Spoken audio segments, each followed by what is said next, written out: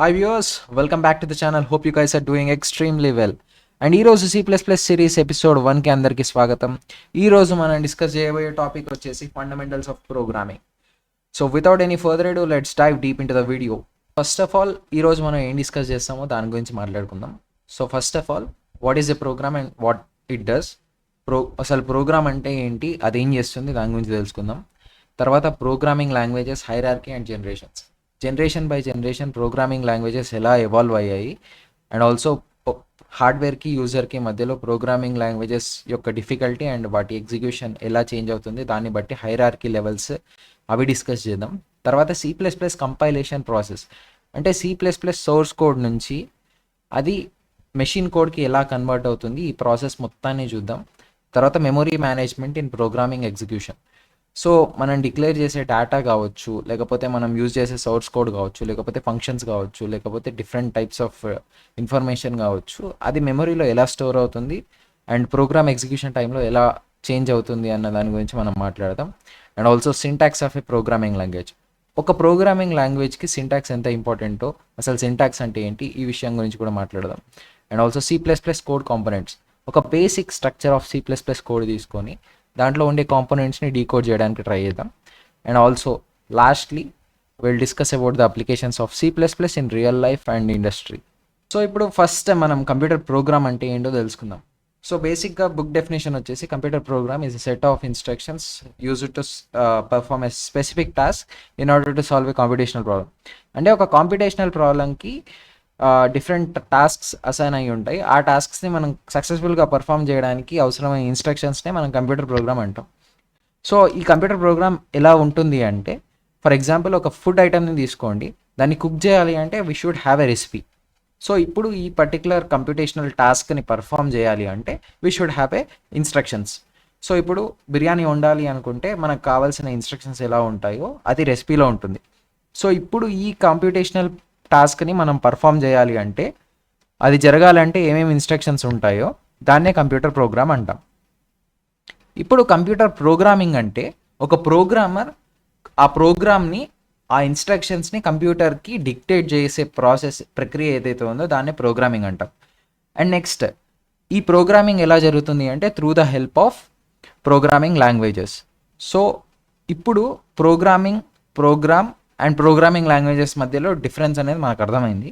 So ఇప్పుడు అసలు బేసిక్గా ఒక ప్రోగ్రామ్ పని ఏంటో చూద్దాం. సో ఇక్కడ చూసినట్లయితే we have a computer program and input and output. User దగ్గర నుంచి ఇన్పుట్ డేటా తీసుకొని ఆ కంప్యూటర్ ప్రోగ్రామ్ అనేది ఆ డేటాని ప్రాసెస్ చేసి ఆ డేటా పైన మ్యానిపులేషన్స్ జరిపి ఒక processed output or processed information లేదా ప్రాసెస్డ్ డేటా లేకపోతే ఏదైనా ఒక సక్సెస్ఫుల్ టాస్క్ కంప్లీషన్ అనేది యూజర్కి ఇన్ రిటర్న్ అవుట్పుట్ లాగా ఇస్తుంది. ఇది కంప్యూటర్ ప్రోగ్రామ్ చేసే బేసిక్ ఫంక్షనాలిటీ. సో ఇప్పుడు ఆ కంప్యూటర్ ప్రోగ్రామింగ్ లాంగ్వేజెస్ ఏవైతే ఉన్నాయో మనం with the help of them మనం ప్రోగ్రామింగ్ ఇన్స్ట్రక్షన్స్ని మనం కంప్యూటర్కి డిక్టేట్ చేస్తామో అవి ఎన్ని జనరేషన్స్ నుంచి వచ్చాయి అండ్ వాటి మధ్యలో అంటే హార్డ్వేర్ అండ్ యూజర్ ప్రోగ్రామర్కి మధ్యలో వాటి డిఫికల్టీ లెవెల్ని బేస్ చేసుకొని వాటి హైరార్కీ ఎలా ఉంటుంది అన్నది ఇప్పుడు మాట్లాడదాం. సో ఇప్పుడు మనం ఇక్కడ చూసుకున్నట్లయితే ఫస్ట్ ఈ పిరమిడ్లో so binary machine code, so zeros and ones మాత్రమే కంప్యూటర్ అర్థం చేసుకునే కెపాసిటీ ఉంటుంది.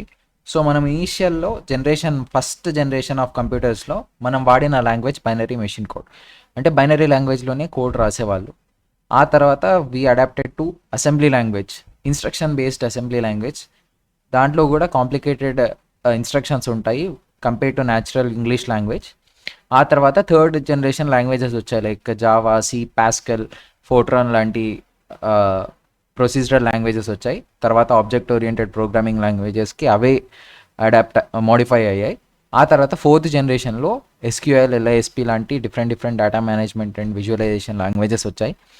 ఆ తర్వాత ఫిఫ్త్ జనరేషన్ లాంగ్వేజెస్ ఏవైతే ఉన్నాయో natural languages. So natural language అంటే మనం జనరల్గా హ్యూమన్స్ మాట్లాడే languages like Telugu, Hindi, English ఇలాంటి లాంగ్వేజెస్ని యూజ్ చేసుకొని ప్రోగ్రామింగ్ చేయడానికి మనం ట్రై చేస్తున్నాం యాజ్ ఆఫ్ నౌ. సో ఇది ఈ generation of programming languages and evolution of programming languages.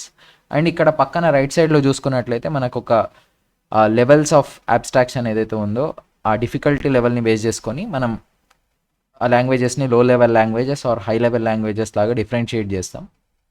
So హార్డ్వేర్కి అత్యంత దగ్గరగా ఉన్నది, హార్డ్వేర్ పైన ఎగ్జిక్యూట్ అవ్వగలిగింది మెషిన్ కోడ్ మాత్రమే, which is a very low level language. అంటే హ్యూమన్కి అర్థం కావడానికి చాలా డిఫికల్ట్గా ఉంటుంది. దాని తర్వాత దానిపైన ఉన్నది అసెంబ్లీ, ఇది హ్యూమన్స్కి అర్థం కావడానికి డిఫికల్ట్గానే ఉంటుంది. So that it is deemed as low level language. And next C, Fortran and Pascal, these are some of the procedural languages. ఇవి మిడ్ లెవెల్ లాంగ్వేజెస్. సో అటు హై కాదు, ఇటు లో కాదు. So they have a good balance. And తర్వాత వచ్చేసి high level లాంగ్వేజెస్లో C++, Java, Python, object oriented programming languages ఇవి. So ఇవి ఇంగ్లీష్ లాంగ్వేజ్కి చాలా దగ్గరగా ఉంటాయి అండ్ హ్యూమన్స్ అర్థం చేసుకోవడానికి చాలా చాలా సింపుల్. అండ్ దానిపైన వచ్చేసి MATLAB, IDL, SQL, ఇవి database management and simulation and visual representation languages. So ఈ లెవెల్లో మనకి ప్రోగ్రామింగ్ లాంగ్వేజెస్ అని ఉంటాయి. High level languages are easy to learn and low level languages are difficult to learn. And ఏ high level language అయినా సరే ఖచ్చితంగా లో లెవెల్ లాంగ్వేజెస్కి కన్వర్ట్ అయిన తర్వాతే మెషిన్లో ఆర్ హార్డ్వేర్లో ఎగ్జిక్యూషన్ అనేది జరుగుతుంది. సో ఇది గుర్తుపెట్టుకోవాలి. అండ్ మనం ఇక్కడ థర్డ్ జనరేషన్ లాంగ్వేజెస్ నేర్చుకుంటున్నాం and high level programming languages నేర్చుకుంటున్నాం మనం. So now comes the part of C++. అసలు C++ని మనం ఎలా ఎగ్జిక్యూట్ చేయగలుగుతున్నామంటే, so C++ is linked to a compiler. So C++ source code ఏదైతే ఉందో అది కంపైలర్ త్రూ వెళ్ళినప్పుడు అది మెషిన్ కోడ్ లాగా కన్వర్ట్ అవుతుంది, which is nothing but zeros and ones, which is executed in the operating system.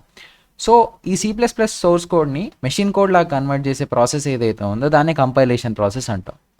దీనికి help అయ్యే ఒక సాఫ్ట్వేర్ టూల్ ఏదైతే ఉందో దాన్ని కంపైలర్ అంటున్నాం. సో ముఖ్యంగా మోస్ట్ ఫేమస్ కంపైలర్ వచ్చేసి MinGW.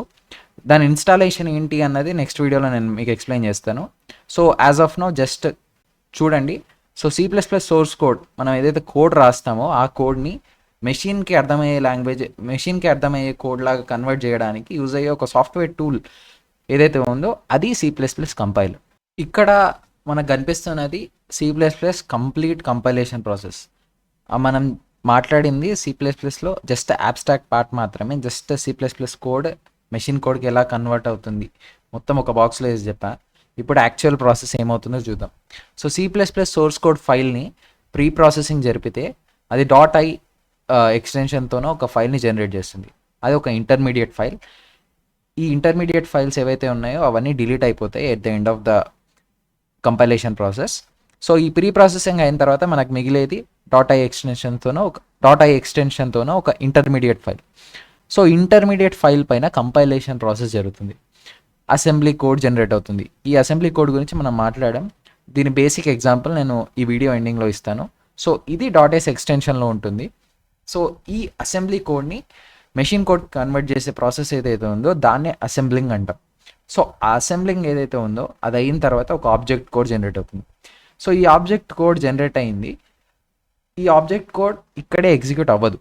సో ఈ ఆబ్జెక్ట్ కోడ్కి మనం ఎక్స్టర్నల్గా ఏదైనా రిఫరెన్సెస్ ఇస్తే వాటిని లింక్ చేసి ఒకటే ఎగ్జిక్యూటబుల్ ఫైల్లా కన్వర్ట్ చేయడానికి లింకింగ్ అనే ప్రాసెస్ జరుగుతుంది.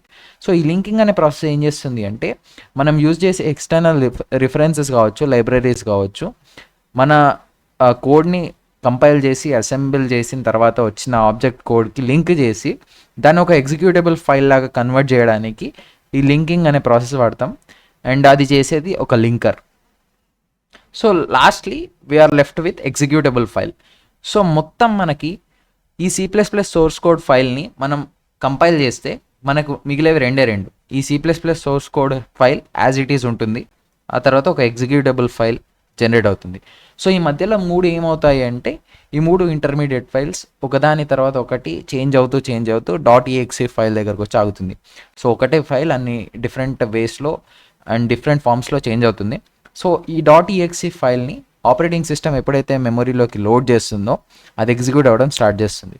సో ఇది ఈ C++ కోడ్ యొక్క execution process and compilation process. So ఇప్పుడే మనం ఆ ప్రీ ప్రాసెసింగ్ ఏంటి, తర్వాత కంపైలేషన్ ఏంటి, ఆ అసెంబ్లింగ్ ఏంటి, ఆ లింకింగ్ ఏంటి అన్న దాని గురించి మనం డీప్గా వెళ్ళకుండా మనం హై లెవెల్లోనే నేర్చుకుందాం. సో ఎందుకంటే it would be confusing for the beginners. ఎవరైతే ప్రోగ్రామింగ్ కొత్తగా నేర్చుకుంటున్నారో వాళ్ళు అది నేర్చుకోవాలని ట్రై చేస్తే ఖచ్చితంగా డిఫికల్టీస్ ఎదురవుతాయి. సో అంత ఇన్డెప్త్ కాన్సెప్ట్స్ గురించి మనం లోపలికి వెళ్ళకుండా, which is not necessary at all. తర్వాత ఒకవేళ మీరు కంప్యూటర్ సైన్స్ డిగ్రీ చేస్తుంటే ఆపరేటింగ్ సిస్టమ్స్లోనో లేకపోతే కంప్యూటర్ ఆర్కిటెక్చర్లోనో తర్వాత కంపైలర్ డిజైన్లో ఇవన్నీ మీకు వస్తాయి. లేదు ఇప్పుడే నేర్చుకోవాలి అనుకుంటే you can go through internet. So ఇప్పుడు మనం మాట్లాడేది మెమరీ మేనేజ్మెంట్. సో అసలు ఒక ప్రోగ్రామ్ మనం ఏం చేస్తుంది అని మాట్లాడుకుందాం. యూజర్ దగ్గర నుంచి డేటా తీసుకొని దాన్ని ప్రాసెస్ చేసి దానిపైన మ్యానిపులేషన్స్ జరిపి అది యూజర్కి అవుట్పుట్ డేటా లాగా ఇస్తుందనే కదా. సో ఇప్పుడు బేసిక్గా ఏంటి, ఒక ప్రోగ్రామ్ అనేది it is a manipulation of data. So ఆ డేటాని ఎక్కడ స్టోర్ చేసుకుంటాం, సమ్ మెమరీ ఉండాలి ఖచ్చితంగా. సో ఈ మెమరీ ఒక ప్రోగ్రామ్ రన్ అయ్యేటప్పుడు కావచ్చు, లేకపోతే ప్రోగ్రామ్ ఫంక్షన్ అవుతున్నప్పుడు కావచ్చు, ఈ మెమరీని ఎలా మేనేజ్ చేస్తుంది సిస్టమ్ అనేది మనకు ఖచ్చితంగా తెలిసి ఉండాలి. సో ఎందుకంటే ఫ్యూచర్లో మనం డిస్కస్ చేసే పాయింటర్స్ కాన్సెప్ట్ కావచ్చు, అరేస్ కాన్సెప్ట్ కావచ్చు, లేకపోతే డిఫరెంట్ టైప్స్ ఆఫ్ కాన్సెప్ట్స్ ఏవైతే అడ్వాన్స్డ్ లెవెల్ టాపిక్స్ ఉంటాయో వాటన్నిటికీ బేస్ వచ్చేసి ఈ memory address.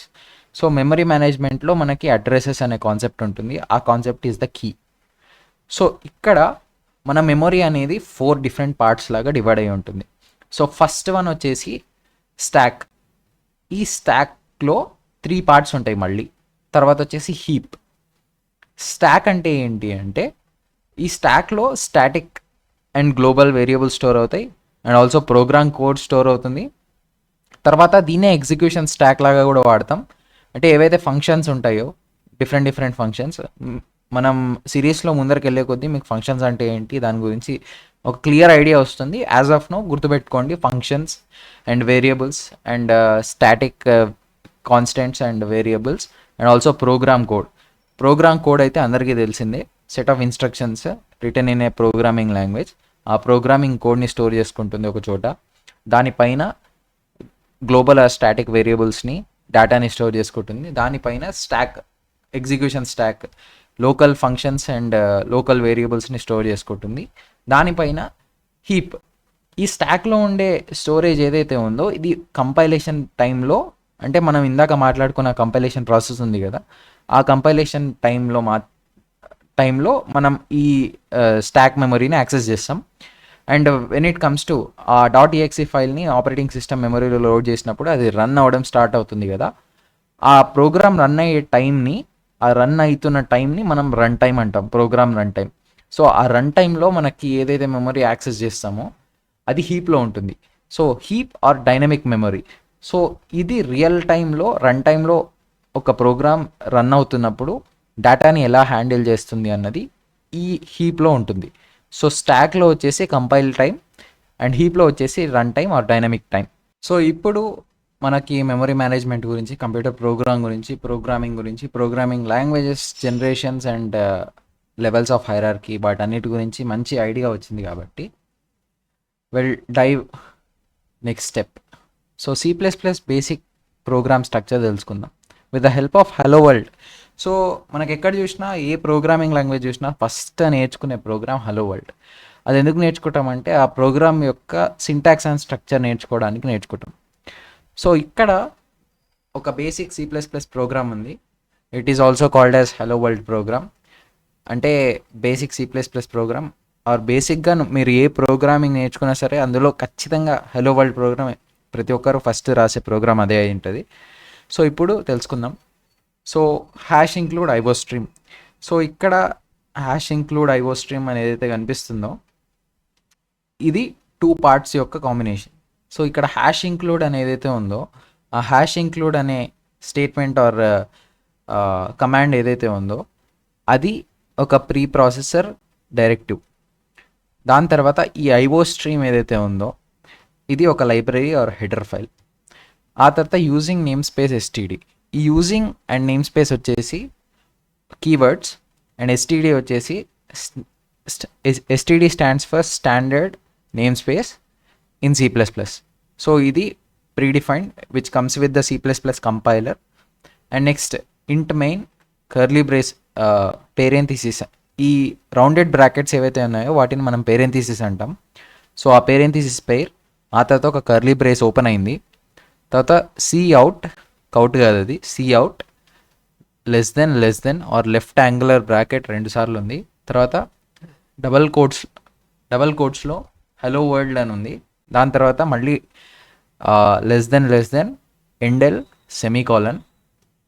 So cout hello world endl మనం చదివేది ఇది, ఇలా చదువుతాం. ఆ తర్వాత రిటర్న్ 0 అని ఒక స్టేట్మెంట్ ఉంది. సో 0 అనేది ఒక వాల్యూ అండ్ రిటర్న్ అనేది ఒక కీవర్డ్. అది ఏం చేస్తుంది దాని గురించి తర్వాత డిస్కస్ చేద్దాం. తర్వాత కర్లీ బ్రేస్ క్లోజ్ ఉంది. సో ఇది ఒక basic structure of C++. So first వచ్చేసి టాప్ ఆఫ్ ద C++ ప్రోగ్రాంలో use preprocessor directives and libraries or header files. దాని తర్వాత మనం ఏదైతే నేమ్ స్పేసెస్ని వాడుతున్నామో వాటికి సంబంధించిన ఇంక్లూజన్ జరుగుతుంది. So using name space STD అంటే C++లో అవైలబుల్గా ఉన్న స్టాండర్డ్ నేమ్ స్పేస్ని యూజ్ చేస్తున్నాం ఈ ప్రోగ్రాంలో అని చెప్పి మనం కంపైలర్కి స్పెసిఫై అయితే చేస్తున్నాం. ఆ తర్వాత ఇంట్ మెయిన్. సో ఈ మెయిన్ ఏదైతే ఉందో ఇది ఒక ఫంక్షన్. సో ఒక పేరు రాసి దాని పక్కన పేరెంథసిస్ ఒక ప్రోగ్రామింగ్ లాంగ్వేజ్లో పెట్టారు అంటే it specifies a function. So ఈ ఫంక్షన్ని ఎక్కడి నుంచి ఎక్కడి వరకు అనేది డిక్లేర్ చేసేది ఈ కర్లీ బ్రేసెస్. సో ఈ మెయిన్ ఫంక్షన్ అనేది ఈ కర్లీ బ్రేస్ ఓపెనింగ్ నుంచి ఈ కర్లీ బ్రేస్ క్లోజింగ్ వరకు ఉంది. సో మధ్యలో జరిగేవి ఇన్స్ట్రక్షన్స్. సో ఈ సిఅవుట్ అనే స్టేట్మెంట్ ఏం చెప్తుంది అంటే console output hello world and end L అంటే ఎండ్ లైన్. సో ఒక లైన్లో కన్సోల్లో ఒక లైన్లో అవుట్పుట్ ఇవ్వు ఏమని హలో వరల్డ్ అని. ఆ తర్వాత ఎండెల్ ఈ లైన్ ఇక్కడతో ఎండ్ అయింది అని అర్థం. సో ఇదేం చేస్తుంది అంటే print hello world to the console. Okay, next return 0. ఇక్కడ మెయిన్కి ముందు ఇంట్ అని రాసాం కదా. సో ఆ ఇంటీజర్ ఒక ఇంటీజర్ వాల్యూని రిటర్న్ చేయాలి ఈ ఫంక్షన్ కాబట్టి. So return 0. ఈ ఫంక్షన్స్ గురించి అండ్ రిటర్న్ టైప్స్ గురించి రిటర్న్ వాల్యూస్ గురించి మనం తర్వాత డిస్కస్ చేద్దాం. యాజ్ ఆఫ్ నో ఇది గుర్తుపెట్టుకోండి. ఆ తర్వాత ఇక్కడ స్టాండర్డ్ నేమ్ స్పేస్ని యూజ్ చేస్తున్నాం. తర్వాత header file input output operations ఏ హెడర్ ఫైల్లో అయితే ఉన్నాయో ఆ హెడర్ ఫైల్ని మనం మన ప్రోగ్రాంలో ఇంక్లూడ్ చేసుకుంటున్నాం. సో ఇంక్లూడ్ ఐఓ స్ట్రీమ్ అంటే ఇన్పుట్ అవుట్పుట్ స్ట్రీమ్. సో బేసిక్గా ఇది C++ ప్రోగ్రామింగ్ స్ట్రక్చర్. ఫస్ట్లో pre processor directives as well as libraries and header files ఉంటాయి. దాని తర్వాత నేమ్ స్పేసెస్ ఏవైతే వాడుతున్నామో వాటి గురించి ఉంటుంది. తర్వాత ఫంక్షన్స్ ఉంటాయి. ఆ తర్వాత మెయిన్ ఫంక్షన్ ఉంటుంది. సో ఈ మెయిన్ ఫంక్షన్ అనేది it is the entry point of the C++ program. So next దీని డిఫరెంట్ కాంపోనెంట్స్ ఏంటి, సో ఇందులో ఉన్న ఒక్కొక్క కాంపోనెంట్ గురించి డీటెయిల్గా డిస్కస్ చేద్దాం. ఒకవేళ మీకు ఇక్కడే అర్థమైంది ఆల్రెడీ మీరు ప్రోగ్రామింగ్ లాంగ్వేజ్ నేర్చుకొని ఉన్నారు అంటే you can skip the next sections. So ఇప్పుడు ఆ కాంపోనెంట్స్ అన్నీ డిస్కస్ చేసే కంటే ముందు మనం C++లో సింటాక్స్ గురించి తెలుసుకుందాం. So most of the languages ప్రతి లాంగ్వేజ్కి సింటాక్స్ అనేది ఒకటి ఉంటుంది. అంటే ఏ ఆర్డర్లో ఏ కీవర్డ్స్ రాయాలి, ఏ వర్డ్స్ రాయాలి, ఏ సింబల్స్ రాయాలి, ఆ సింబల్స్ యొక్క ఆర్డర్ ఏదైతే ఉందో వాటిని డిఫైన్ చేసే రూల్స్ ఏవైతే ఉంటాయో వాటినే సింటాక్స్ అంటాం.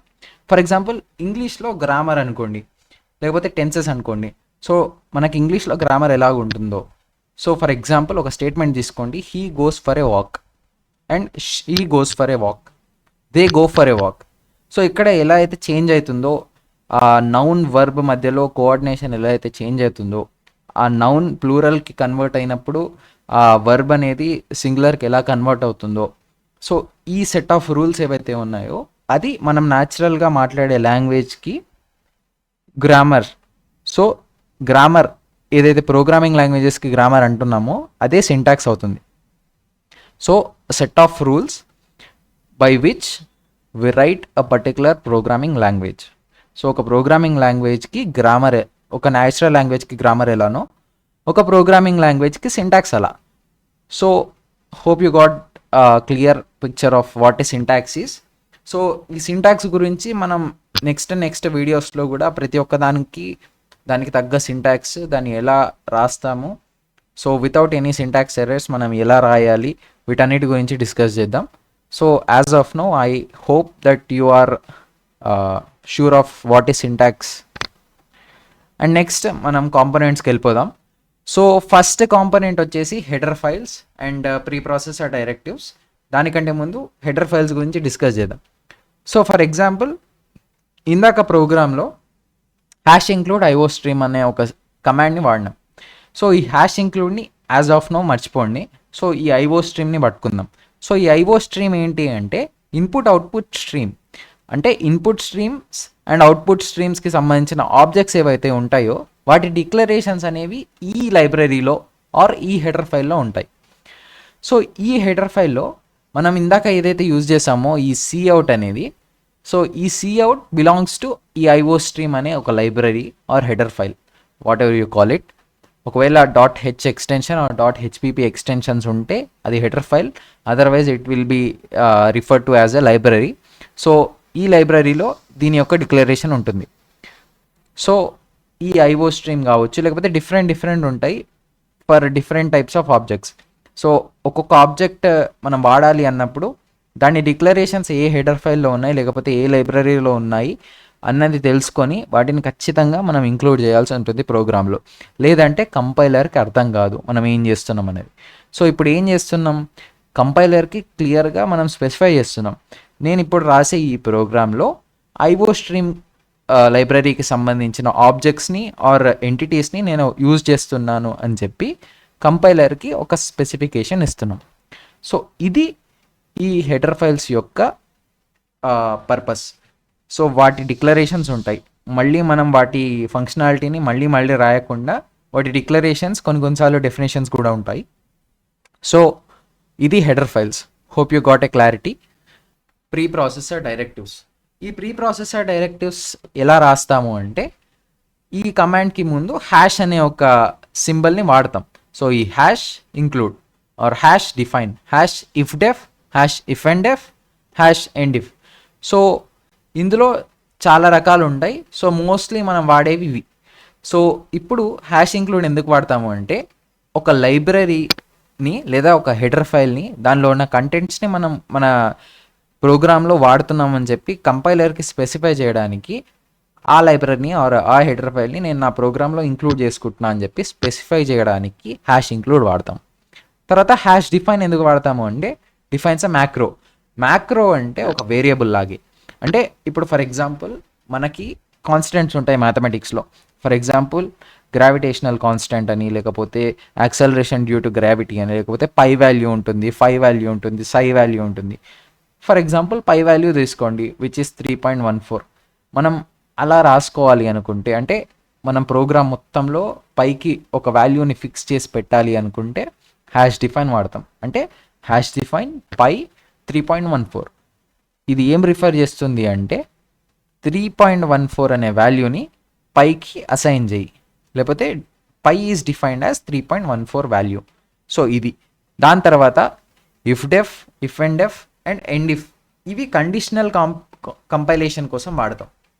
ఫర్ ఎగ్జాంపుల్ మనం డిఫరెంట్ ఆపరేటింగ్ సిస్టమ్స్లో వర్క్ ఆన్ చేస్తున్నప్పుడు ఏ ఆపరేటింగ్ సిస్టమ్కి ఎలాంటి ఫంక్షనాలిటీ ఉండాలి అన్నది మనం డిజైన్ చేసుకోవచ్చు with the help of these conditional compilation pre processor directives. ఈ ప్రీ ప్రాసెసర్ డైరెక్టివ్స్ అనేవి మన కంపైలేషన్ ప్రాసెస్లో ఫస్ట్ స్టెప్ ఏదైతే ఉందో ప్రీ ప్రాసెసింగ్, సోర్స్ కోడ్ ఫైల్ని .cpp సోర్స్ కోడ్ ఫైల్ని .i ఇంటర్మీడియట్ ఫైల్ లాగా కన్వర్ట్ చేసి ఆ ప్రీ ప్రాసెసింగ్ స్టెప్ ఏదైతే ఉందో అక్కడ మనం వీటిని రిప్లేస్ చేస్తాం with their actual definitions. So pre processor directives ఇవి. అది వచ్చేసి నేమ్ స్పేసెస్. సో ఇప్పుడు నేమ్ స్పేసెస్ ఏంటి అంటే, సో ఒక్కొక్కరి దగ్గర కొన్ని పొజిషన్స్ ఉంటాయి. For example Ramu and Somu అని ఇద్దరు ఫ్రెండ్స్ని తీసుకోండి. రాము దగ్గర కొన్ని ఐటమ్స్ ఉన్నాయి, సోము దగ్గర కొన్ని ఐటమ్స్ ఉన్నాయి. So both have same items అనుకోండి.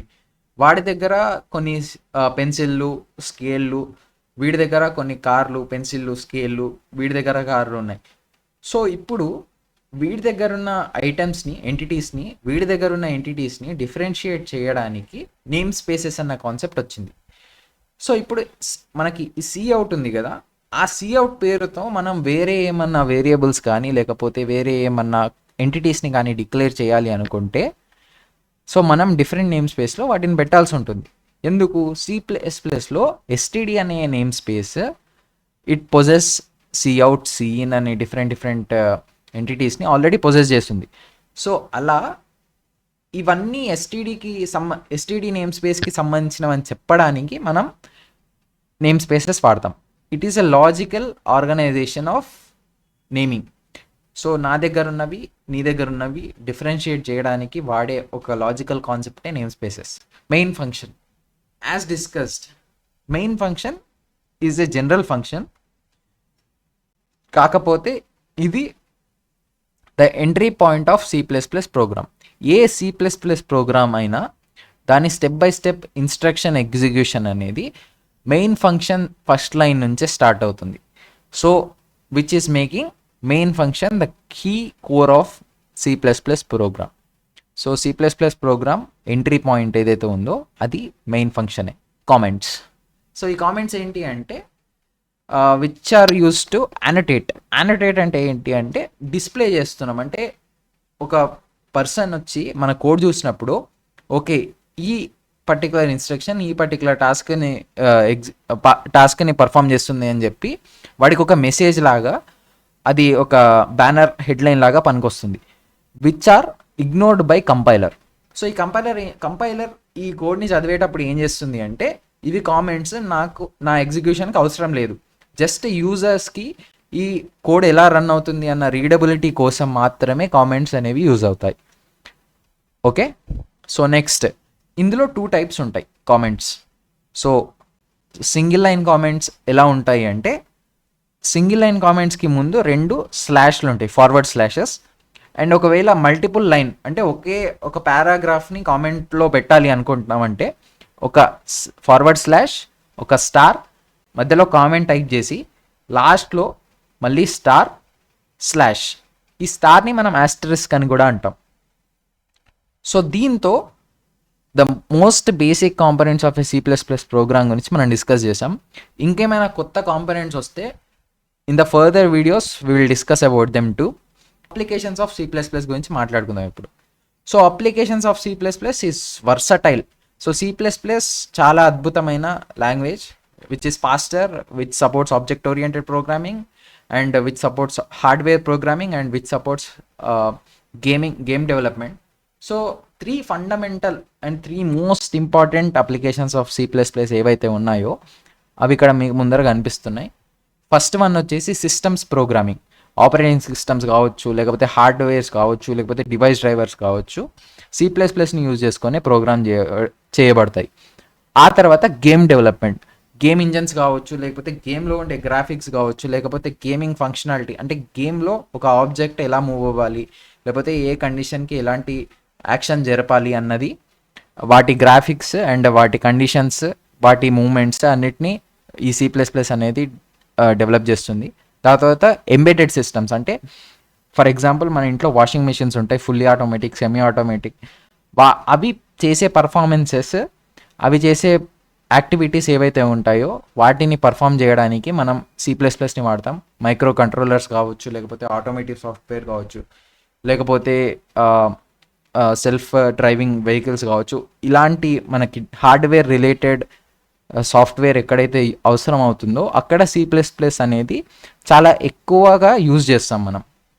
So hope you got a clear idea of what is C++, program గురించి, ఒక కంప్యూటర్ ప్రోగ్రామ్ గురించి, ప్రోగ్రామింగ్ లాంగ్వేజెస్ గురించి అండ్ C++ గురించి, సింటాక్స్ గురించి and components of C++ and applications of C++ అన్నిటి గురించి ఒక క్లియర్ ఐడియా వచ్చిందని నేనైతే అనుకుంటున్నాను. So hope you like this video and మీరు అందరూ ఈ సిరీస్ని ఖచ్చితంగా ఒక హిట్ చేస్తారని అనుకుంటూ thank you guys, have a great day.